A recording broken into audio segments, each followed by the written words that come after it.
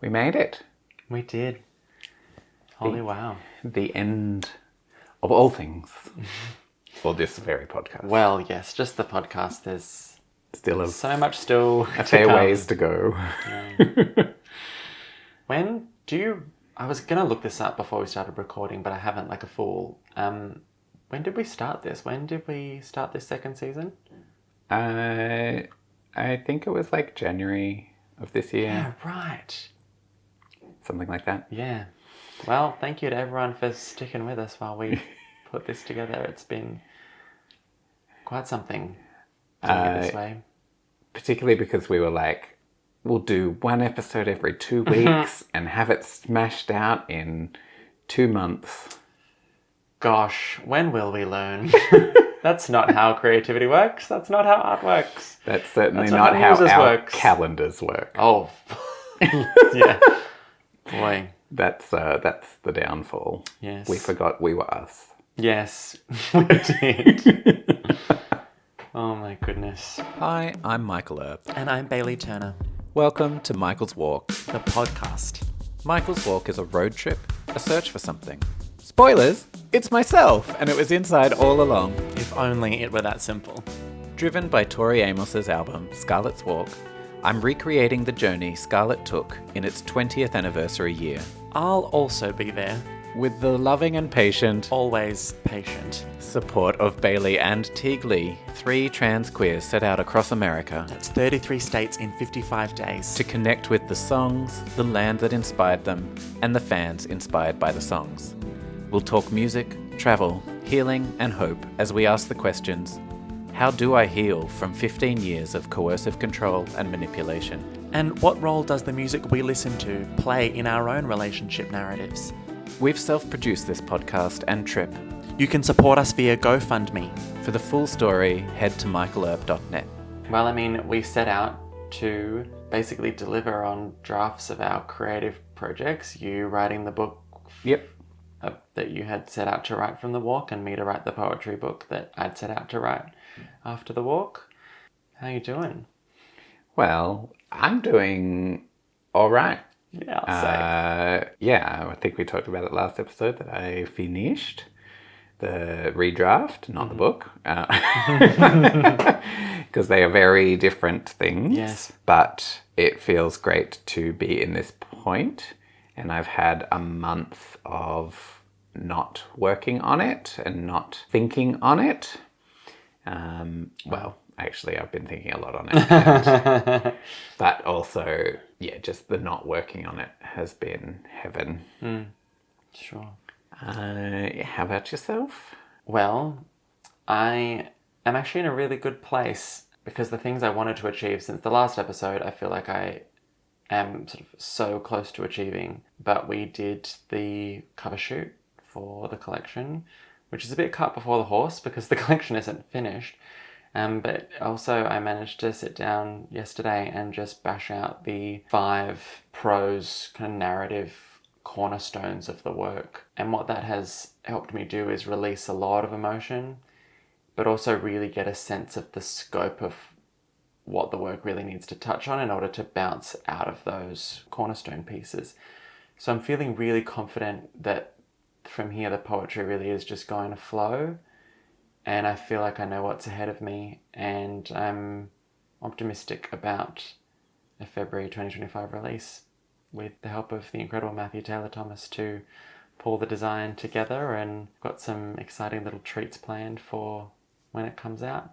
So, amazing. Yeah, I think I also, in the intervening period between these podcasts, got to read the draft. That old thing. And I'm so beyond excited for particularly the listeners of this podcast, people who've been with us following this journey from its inception, who are excited to read it, I'm excited for you to read it because I think it's really good. And I found it wildly readable and really poignant and searingly, charming.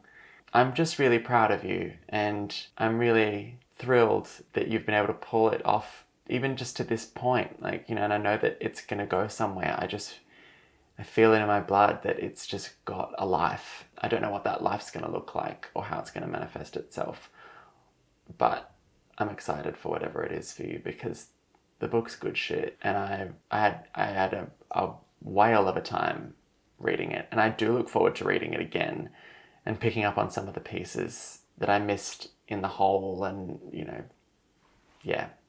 So that was a real delight to read it and be part of it. Thank you. I had to physically restrain myself from quipping and cutting you off and downplaying compliments, and I'll just be like, I'll let you ride out Well done. what you need to say. Yes. But I think about it's just rushing into my brain this volume of times that we would be out and about, particularly around Tory community, and hear the phrase, "Oh my God, you're that Michael." Like, but no, like, it's massive. Like, it was a big deal to people what we did and what we were doing, and it was special. The ability to drive the Scarlet's Walk trip in any capacity, in any kind of configuration, is a dream of, I think, most of the community. It's just this idea that kind of sits as this beautiful mythology within the ears with feet. And you were doing it. You did it. You got off your ass. And not only did you do it, you came all the way from Australia. You came from the opposite side of the world to do it. There are people who I think are just going to be blown away by this. I know I am. I'm reading it. I was like, how the fuck did we do this? How on earth did this happen? And how did it happen in such a really eerily handy way to suit a book's narrative?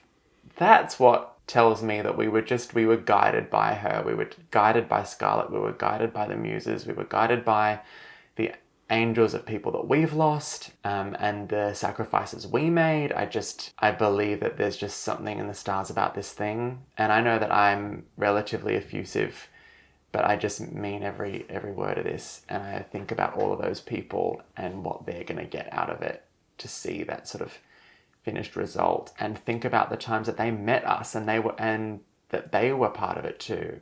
Yeah, which, can stress me out too, because not everyone we met made it into the book, and I don't want anyone to feel like they're deliberately written out or anything. Send us an email, we'll mention you on the book tour. It's more, I had to start making decisions about what was serving the narrative of the book. And when things were lovely or, fulfilling, but didn't serve me talking about my healing journey, then some of those had to go. Yeah, look, it's maybe someday you'll release the director's cut. Oh God!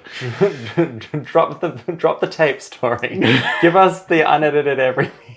But I'm sure that if people realize that there are also some elements of that trip that were sacred and belong only to memory. Yeah. And to that sort of lived experience. A book can't do everything that we did. And there is something really important that a book needs to do, and that's share a message.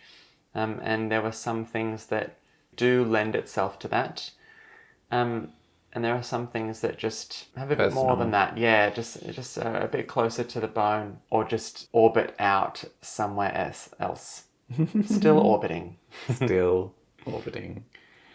But it doesn't mean we don't think of and adore and appreciate everyone who took the time out of their life to commune with us, or to, just say hi and encourage us to keep going, or, fill us up, whatever it was.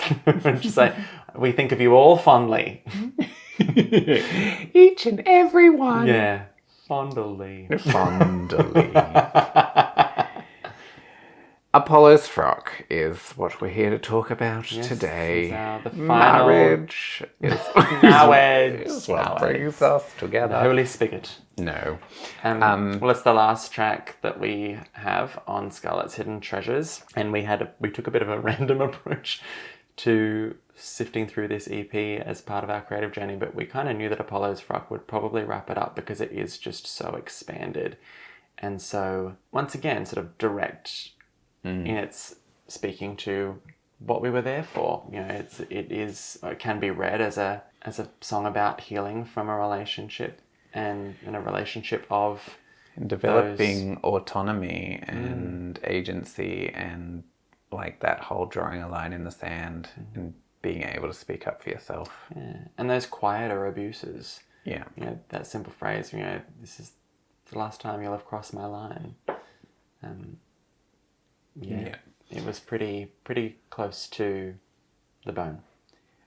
I also love the how can you think you've won when there can be no winners, because when you're hurting someone else or someone is being hurt, that's not the other person winning.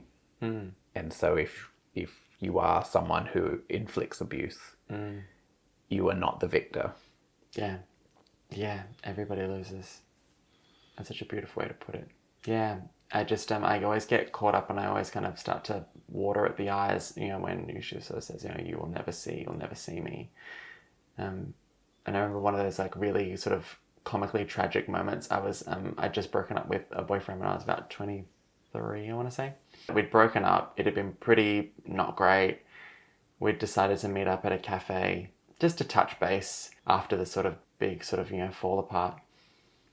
And I remember he said to me, you know me. He kept sort of just bringing this in about, like, you know, as these means to justify his actions and to justify his philosophies and justify his behaviour since we'd broken up, which was pretty, you know, I won't go into it here, but it was pretty disgraceful and harmful the way that he'd behaved during and after our relationship and how destructive he'd been to my other relationships, my reputation, my mental health. And he kept sort of justifying it or just sort of disclaiming it by saying, you know me. And one of these times I did the thing where I replied to myself kind of, well, better than I used to. Which, you know, for all of you playing at home, is a Tori Amos lyric. And yes, I used a real Tori Amos lyric in a real conversation because I am that tragic.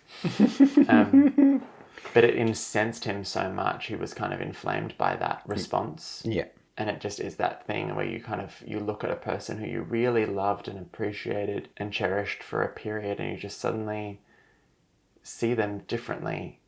And you realize that there was never going to be anything there to begin with, and it was all it was a lot more fantasy than you'd realized. You know, when it's that thing of like, you know, you just wouldn't know. You wouldn't know real beauty if you saw it, and I do see it, and we are playing different games. We are in different leagues. You know, that kind of that moment of clarity that sometimes you get when a relationship is over, where you can it's just plain as the nose on your face that you are not meant to be, don't need to be, and in your case, and don't want to be in each other's lives. Yeah. And even though when you listen to Apollo's Frock, it musically doesn't necessarily signify, I don't know, it doesn't feel like an end, a closer, but I think it works so well for our purposes in this moment for those very reasons.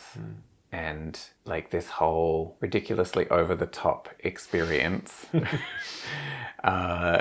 has been about me trying to find a voice, or trying to voice, I should say, my experiences and why I now draw lines in the sand where I do. Behaviors I will no longer tolerate, red flags that I can now see clear as day, even though they do not impact you the same way. Or even in other relationships and that kind of thing. You face them. You've got kind of the stones now.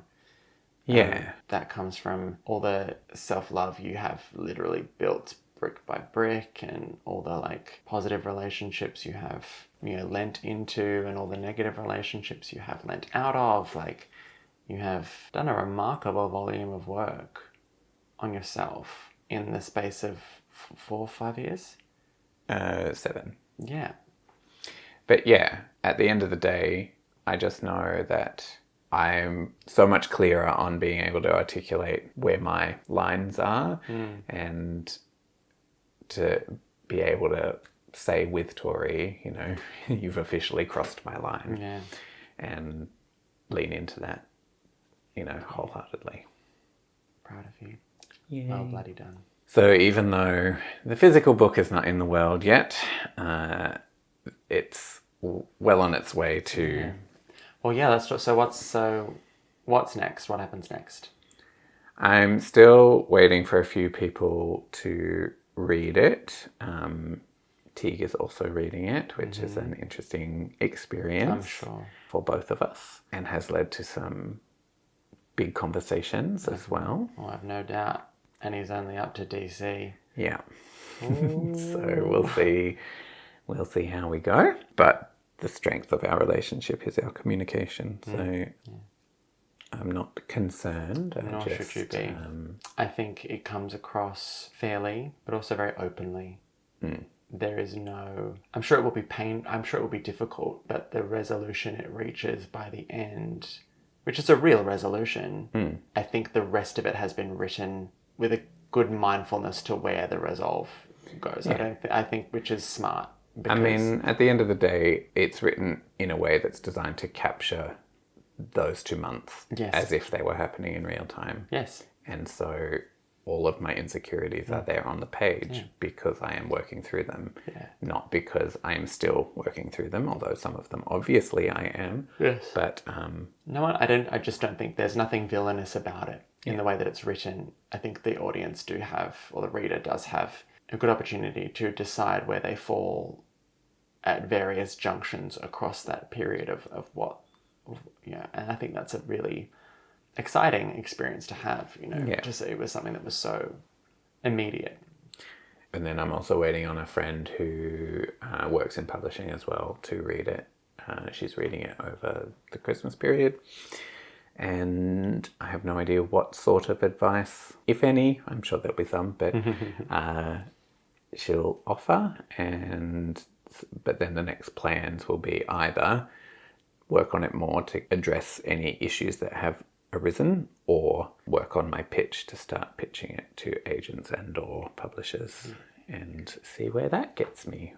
Exciting. And that's not a fast process either, so no, I'm not expecting anything else. I'm also considering applying for a few different things, like the Australian Society of Authors has a mentorship program. Great. Which I want to apply for, but if I get it, it's then quite expensive, and so I need to just make sure I can afford it. But then similarly, I'd love to apply for the Lambda, which is an American organization, Writers Retreat, which will happen in August next year. And since COVID hit, they have been running it online, and so I can attend from here, but it will mean my attendance will be from like 1 a.m. through till 11 in the morning, 5 days or 7 days in a row. So I need to consider whether that's feasible or not. Yeah, that doesn't sound like a productive time. But I know that being a part of it would be. Yes, no, absolutely. But living outside of your circadian rhythm would be quite the challenge to overcome in the participation of that. But hey, if anyone can do it, it's you. That all sounds great. And in continuation, obviously, for people who do listen to this, I'm sure most of them are already aware, but we're not going to be doing more podcasts at this point. How do people kind of stay in train with you? How do they stay following along the journey? The best way would be to subscribe to my Substack, and there's a free option or a very affordable $5 a month paid option. The paid option, I do include more details and writing samples and that kind of thing. So you do get a little bit more for that price of a cuppa, as I say. Buy me a cup of tea, but just do it through Substack. Yeah, cool. And then get to read stuff too. But then there's also a monthly free newsletter that goes out, which will have general highlights and overviews. Yeah, cool. And so signing up to that or following me on Instagram are the best ways. Which is... Little Elf Man. Yeah. Little Elf Man. Yay.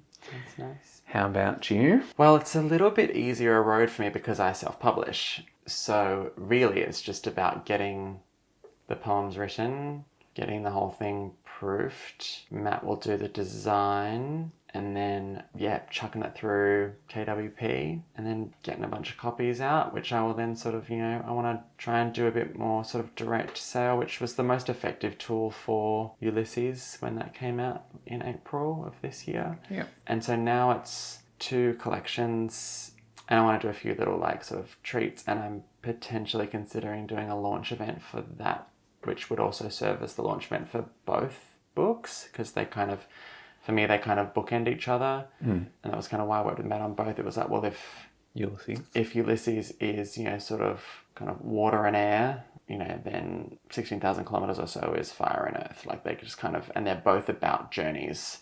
One is about a journey of 33, so 32 years, and one is a journey about 9 weeks. So I kind of want them to kind of exist as a kind of a bit of a pair in a way.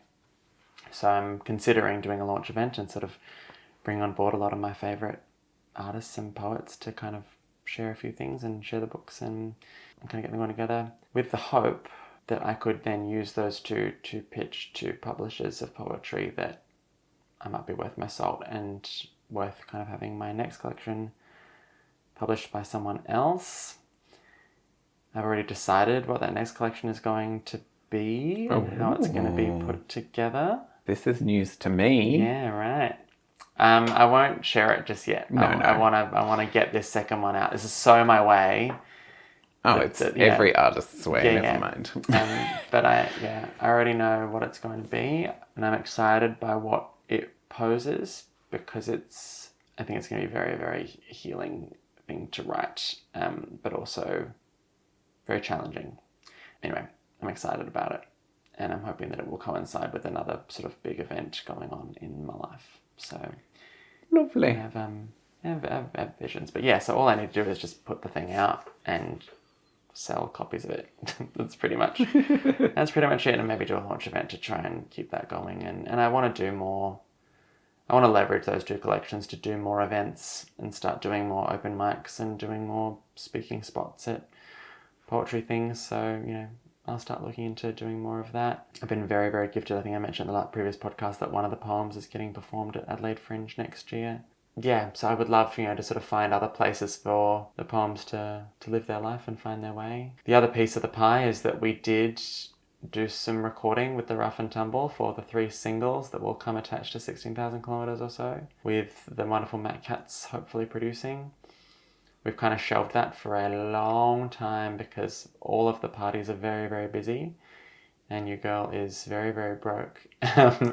And it obviously won't be necessary until the collection comes out. But I forgot about that. There might also be some more music in the off, but this is really exciting because it's not just me. It was like a real collaboration. Amazing. Yeah, you might even hear Aaron's voice. Ooh. Oh, that could be really cool. That reminds me, you know how at one point my book was going to be punctuated by 18 poems coinciding with each of the tracks? Yes, you're right. And I've only written about 6 or 7 of them. And then I've pulled them out because my word count was too long anyway, and so obscurely putting poetry in. Yeah. However... Companion book. Yes, even a companion chapbook or something that I self-publish. But I also have a friend who's a musician, Wyatt Moss-Wellington, who's incredible. And one time I was talking with him about how I'd love to do some music with him when he has the capacity, but have original lyrics, because we've done cover songs before. Fun. And I said to him at one point, but I just don't know, what we'd use as lyrics. And he disappeared from the chat for a while and then came back having cut and pasted one of my poems directly into the chat. And I was just like, oh yeah, that's right. Poetry can be lyrics, can't it? Often it can be. So I love that because that's exactly how it happened with Matt. Yeah. It was like I was doing spoken words on SoundCloud during lockdown as prompts from Never Shut Up. Yeah. And Matt just was like, hey, I've listened to these. These are great. Can I make a song out of them? Is that, excuse me? You see my work? What? Huh? What? I think Wyatt even wanted to riff on Matt's work for Oh, our theme song that's for this dope. podcast. Because the brief for Matt for that was we want it to sound like a Scarlet's Walk offcut. Yeah. Cutting room floor Yeah. vibes. And I think he nailed that on the head. Yes, I completely agree. And so then to have my poetry put to that kind of music would be heaven. I cannot wait. That's so exciting. But I also need to write more poetry, which makes me think of another thing that I'm planning on doing. There's an online poetry intensive that Writers Victoria are putting on, where you submit one poem for feedback from the person a month. It's like one poem a month for 5 months. Yeah, cool. And so I'm Can you send me thinking, the link to that? That sounds awesome. yeah, we should do it together. Yeah, we should. And then, because then I can use that to write new poems, not just rework the ones that are already there. Yeah. So that'd be great. That's on my agenda as well. So much busy bees, work. per usual. And then we were chatting with Teague earlier, and Michael started a conversation by saying, so Bailey and I have decided to start. We all just spilled and laughed at it. It's like another project for the two hyper creative, hyper fixating, attention deficit. Another shiny Aquarians, project to cram into our overcrowded We're going to watch calendar. 6 Feet Under. We're going to watch 4 episodes a night monthly. They're an hour long each. We'll That get might there. need a little bit of a... We'll tweak it, yeah. And then I'm like, that'll be great blog content. Yes. Sweet Jesus. Yeah, it's always in service to some output. Bless us. Bless us. Yeah, even if it's just journaling. Anyway, that's nonsense for another year. As in next year. As in next year. Here it comes. But I'm so glad we got to the end of this year. Yes, that was Michael's main mission. It has to be done before the end of the year, Bailey. We're not going to keep kicking this can down the road. Yeah. Into 2025, and here we are. Yay! So speaking of songs and poetry, let's get stuck into Song swap. yeah. So I'd like, if I may, yeah. I'd like to follow Song Swap, which usually ends our episodes, but I'd actually like to end the episode with a Tory prescription for each other. Sure. Just put that in your Pipe mind to smoke box, it. yeah. Have a swirl, a raspberry swirl. Yeah. Song swaps. So this morning I woke up at 5:30. It was ridiculous, but I was very much awake. And so I got up and started pottering, and I put together my newsletter, which is going out on the 1st. But then I found myself with an hour to kill, and I'm like, oh, and Bailey's coming over to do podcasting. I should think of song swaps. And in true Michael style, things got out of hand. And I ended up with like 12 or 14 songs, which I'm not going to share them all because I had to whittle it down. But I have ended up with about 8. And I thought it can be an end of season palooza. Yes. So 8. I think it's 8, 2, 4, 6, 8, yes. Okay. I might see if 2 more. I'm calling into my spirit for just 2 more to emerge. I did this like literally the second before we started recording. So Do you want to go one for one, just in case that What a great idea. inspires more? Great. All right. You kick me off. I'm going to start with a song that I'm really pleased that it made its way in here. To the End of Time by Delirium, Yes. which for those who are unfamiliar with this track or did not pay close enough attention when you have heard it, it actually samples the beat from Quarterlight Sneeze.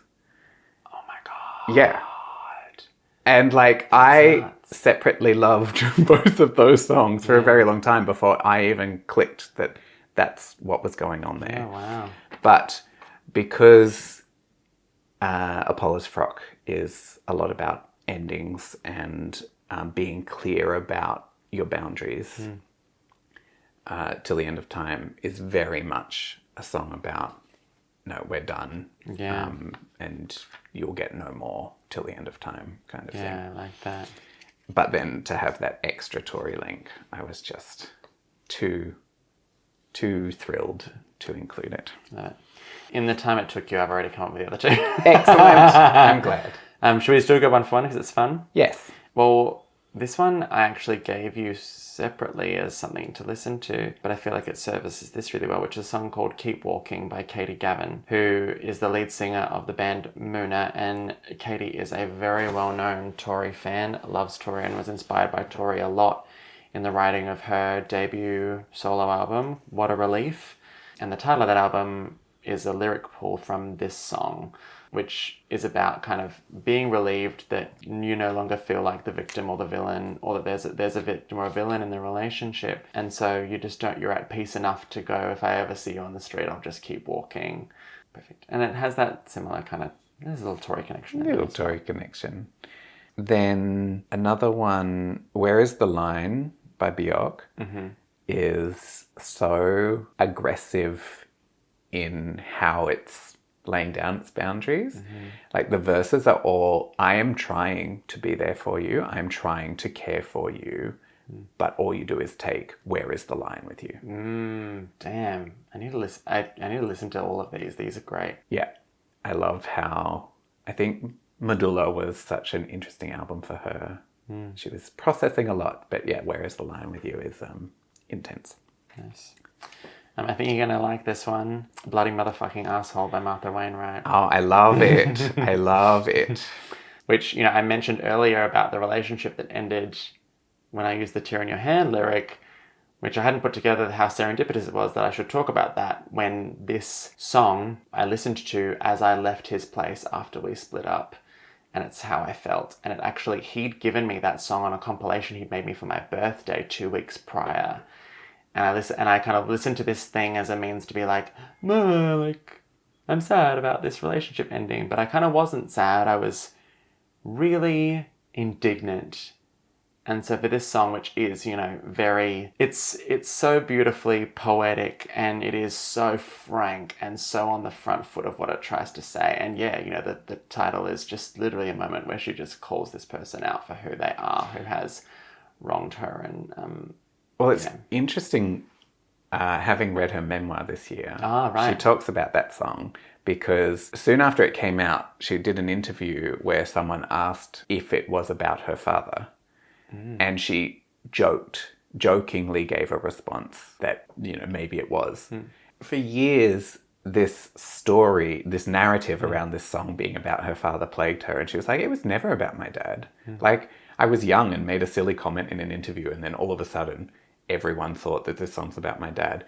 It's about how men make it so easily in the music industry. It's a boys' club, and she just wants to play music and do her thing.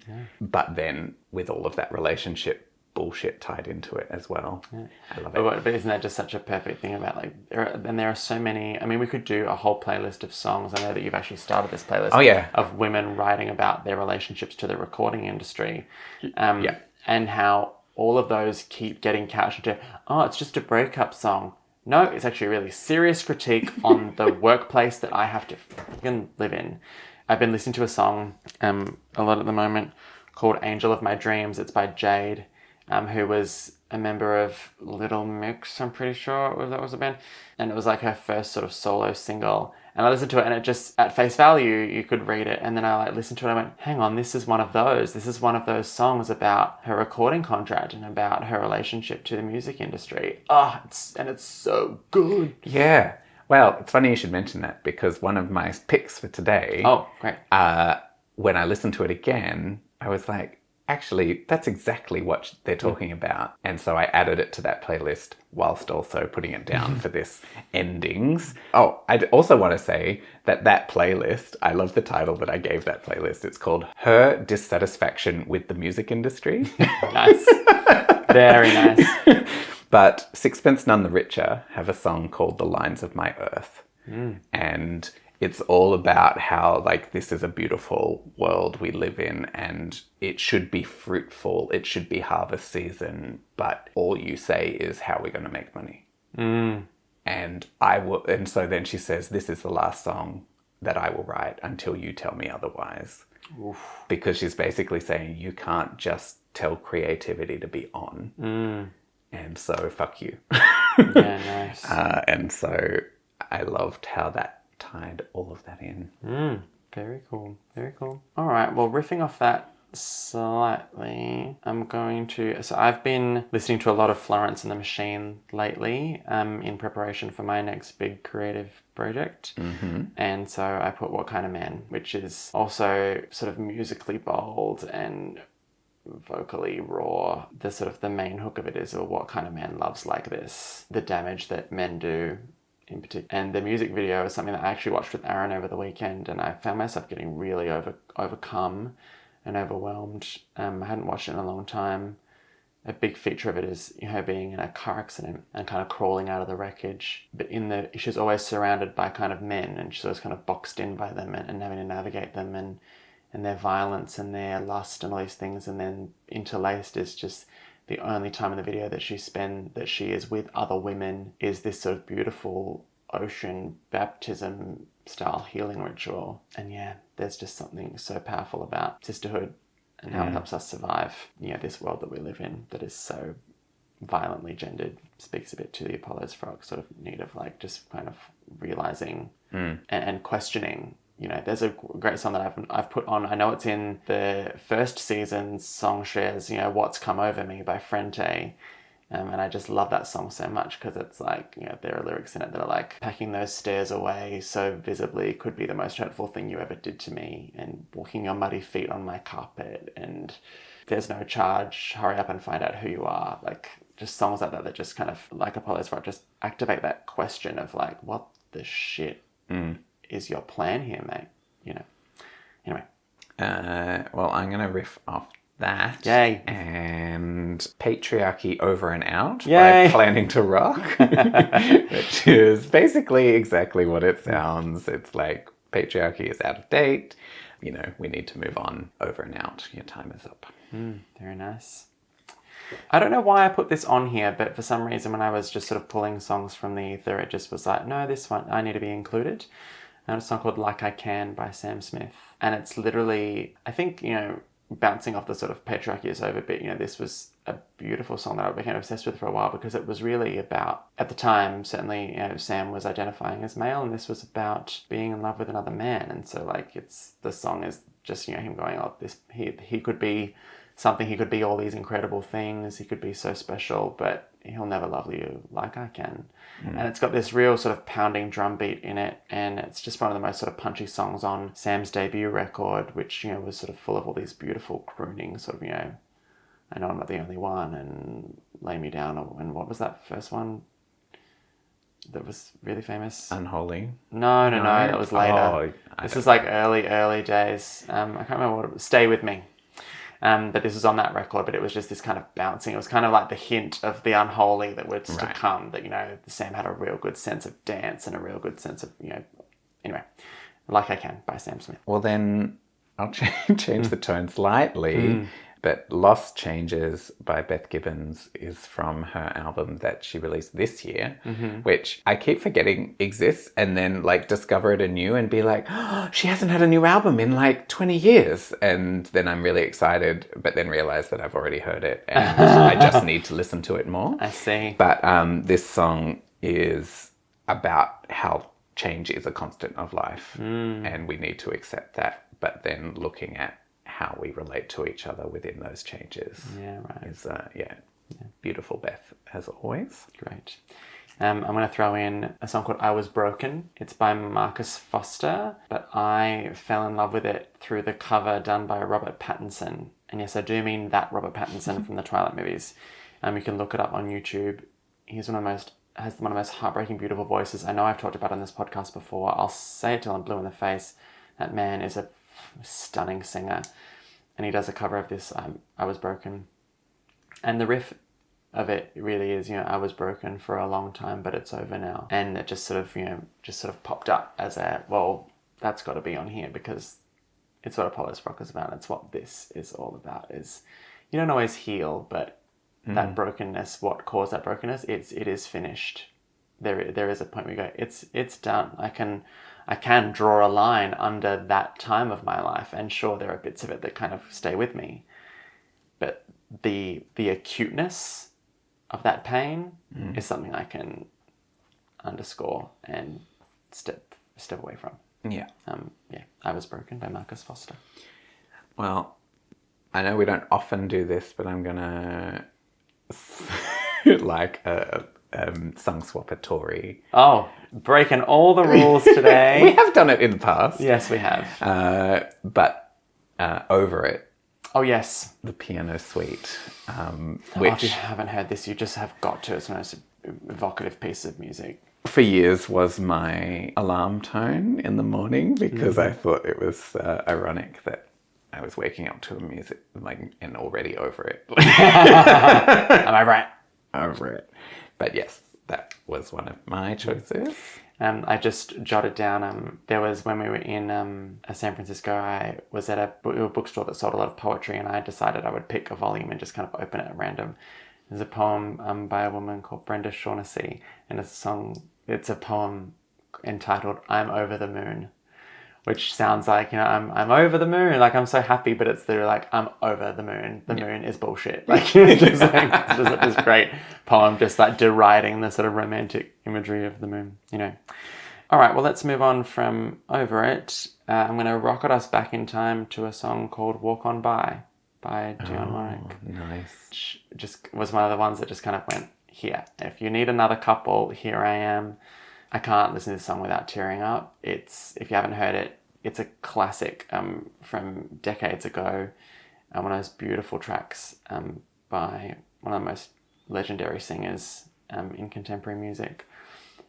And it really is kind of similar, kind of keep walking. It's just, if you see me and I'm clearly upset, I just need you to keep going. Don't stop. Don't come anywhere near me. It's that, after the finality, you're still kind of grieving, but you just need space. Have you heard Cyndi Lauper's version? No. It's very good. I really need to do that. She has a covers album called At Last, and she has that on it. But then her version of Don't Let Me Be Misunderstood just is... I'll just listen to the whole record because that sounds amazing. Are you going to see her when she's here? Oh, I hadn't thought about that yet. Neither had I, but I think it might be a really good idea. Her I'm seeing disco Tina album Arena was next year. hilarious. Tina Arena. Yeah. Excellent. I'm seeing too many people next year. We won't go into it. All right, here we go. Well, we've got two left. We do. This is a band that since I discovered late last year, late 23, I cannot believe that they are yet to make it onto a song swap because I am obsessed, and they sing about breakups all the time and toxic relationships and abuse within relationships. They are the epitome of what I'm trying to do, but in a Irish pop rock. Bewitched? No. Because? No, Soda Blonde. Ah, yes. I am obsessed with Soda Blonde, and I really struggled to choose a song by them, but I have gone with one called Choices because the lyrics of this particular one are, you're making my choices for me. And, who do you even want me to be if I'm not making my own choices? Very nice. That's good. Oh, all of their stuff is so good. Okay, I'm good. putting them on my list too. Goodness me. I'm going to return serve with a song called Hurts by Emily Sunday. The song opens in this there's this sort of hum underneath it, and she just simply says, baby, I'm not made of stone, it hurts. And this clapping, just this rhythmic clapping just kind of comes on, and she just freaking fires off all this I don't know, there's sort of this sense that she's just been bogged down and beaten down by someone, and this is finally her just coming back and going, hang on, this is on you, but don't treat me like I don't care. I do, but I'm just trying to survive all the crap you've put me through, basically. Which I relate to a lot as someone who responds to trauma that way, by often just kind of going inward and trying to push forward. I listened to that song a lot during what I now deem the hardest year of my life when I was 26 and living in Sydney. I just listened to that song on repeat just to kind of feel a sense of empathy for myself and my richer emotions. I was really excited when we decided to do this swapping. I was like, which one's going to emerge as the last one? Oh, just I deliberately chose mine. Oh, you're well done. I'm just like, you know what? I'm just going to follow along, and we'll see who kind of ends, caps it off. I would like. Do you mind if I take this one? No, you Because go. then I want you to have you can have the final moment. The last one on my list is a song called "Smoke and Ashes" by Tracy Chapman, off my favorite album of hers, New Beginning, and it's a song about sort of falling in love and sort of the build-up of this incredible relationship that then just kind of evaporates into nothing, and discovering just how kind of much of a charade it kind of actually was all along, and why you didn't put that together in the time. I don't know, it's a long song and it meanders, but it's so worth the journey, as are so many songs on that entire album. That's one of my like must listen to before you die albums, New Beginning by Tracy Chapman. Amazing. Bring us home, Daddy. Well, I feel like I mean, I deliberately chose this one to end on, not because it's especially deep, but because it's uplifting, I guess. It's still very much on topic. It's by the Swedish? Norwegian? Scandinavian singer Annie. Oh, yeah. And it's called It's Finally Over. Nice. And it's about how it was really hard being together, but then the chorus is, but it's finally over, and like all the great things she can go and do now that she's single. It's like the antithesis of Nothing Compares to You. Yes, exactly. Sorry, Sinead. And They're great. But I've also just this morning started another playlist. I feel like it sounds very much like A Week Without You by Miley Cyrus as well. Like, Oh. these are all the things I could do if I had a week without you. It's Or like flowers. Yeah. Well. This is an audience participation one now. Oh, hurrah. I've started a playlist that I've called A Nudge. And these are all songs that might encourage someone to end a relationship. Oh, wow. Should they need to just focus on, Yeah, sure. like, just songs that highlight when something is not right in a way that you should be paying more attention to, or illustrate that life can go on after a breakup. Yeah. I did send someone a song recently and they broke up with their boyfriend a week later. Oh. I'm not saying it was my fault. Should it be on the playlist? It should be. But anyway, I'll put a comments feature or something, or just message us if you listen to this and you can think of any songs that could go on a playlist called A Nudge. That's great. And so now we need to finally wrap up this overlong episode. Yeah. Well, it's our last one. I know. We're gonna miss you all, but yeah, let's do a prescription. I was thinking about it for you, and I don't know if I've landed on the right thing, but it's the only one that was. Well, that's got to be the right one. Yeah, Hotel. Oh my goodness. That coda is just circling in my brain. Great. I will listen to that on the way home beneath the ground. What have you got for me? I've got two. I'm just going to give you the two. Sure.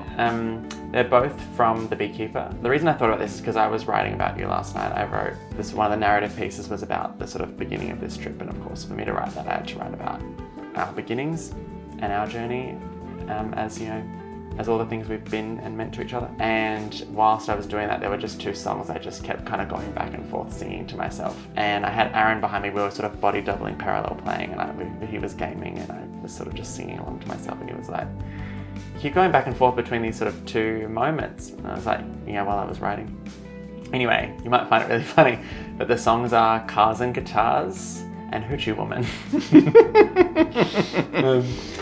But they're just, yeah, anyway. Take of that what you will, but those two have just been bouncing around in my brain for you after my writing last night. Okay. I will go put them on back to back and see what comes up. I'll tell you this, because I know that a lot of people have a complicated relationship with The Beekeeper. Both of those songs are far deeper than they seem. And there's two very particular reasons why I think those have come up for my own sake when I think of you that are far beyond the face value narrative. And I'll just leave you with that. Just spend a bit more time with them. You are talking to a person with Beekeeper lyrics tattooed on their body. I am. So I am not aware. the song, the album. Yes. But I think if anyone can find sort of a resonance in those two tracks, it's you. I'm sure I will. Well, thank you everyone for withstanding season 2 of Michael's Walk, the podcast. It was a task, but we had a joyous time getting here. We really did. And we hope that all 7 of our listeners we'll make sure that you get a signed copy of each of the things. We just need receipts that you've listened. Yes. Screen captures.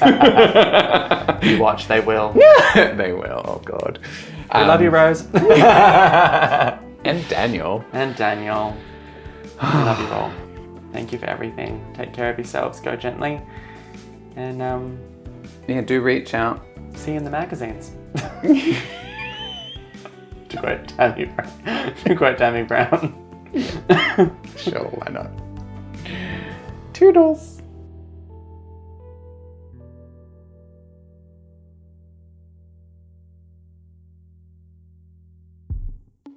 The Michael's Walk podcast acknowledges that the journey they are undertaking takes place on the sacred and unceded nations of many proud Indigenous peoples. From the lands of the Wurundjeri and the Boonwurrung people of the Kulin Nation, we are fortunate to call home, to each and every Native American tribe's land we'll set foot on as we travel. We pay our respects to their elders past, present and emerging, and humbly acknowledge their sovereignty.